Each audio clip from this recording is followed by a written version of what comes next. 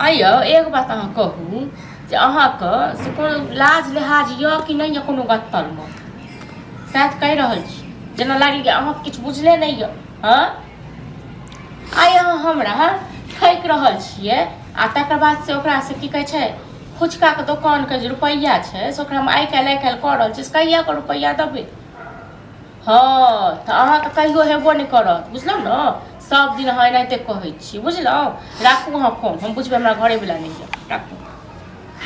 कहै छै घरवला रहिए का नहिए रहिके कोन फायदा पैसा कहिया देबै अहाँ दऽ दे बौआ यो पैसा कते दिन भऽ गेल हमर घरवला छै ने से तऽ कऽ लेलकै दोसर बियाह दोसर मौगी संगे बुझलहुँ है तऽ ई अम्मा माय के खिस्सा हमरा नहीं सुना हमरा पैसा दो अहाँके की सुनाब अम्मा माय के खिस्सा आइ काल्हि खाली कहि रहल छै पैसा हम तऽ अपने बेइज्जती भऽ रहल छी बुझलहुँ अहाँके पैसा छै और लोगके पैसा छै आ ई मनसा ओतऽ सब पैसा आइ काल्हि कर कहियो ने कते दिन भऽ गेल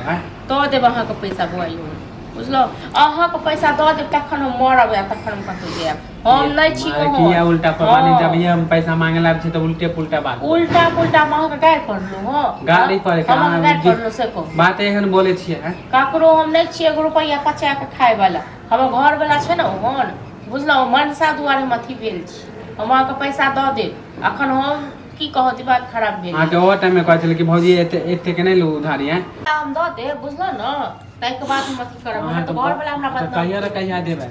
खाली कहै छी आइ काल्हि दे दऽ देबियो अहाँके बुझलहुँ अहाँ सब तऽ और एतेक तगेदा करै छी ने जे खायल ओन नहि पहुँचऽ दै छी तऽ मानी पैसो मांगला नहीं आब अहाँके पैसा लऽ कऽ भागि गेलहुँ हो जहाँ जेना बाजै छियै से खाली पैसा लेके भागि देबै भाई हमरा सामान लावे के सामान जाने के यऽ तऽ एगो हमरे पैसा अहाँके देलासँ 2000 यऽ कि 3500 यऽ ओएह देलासँ सामान देबै फिर केकरो से मांगबै तब ने लेबै सामान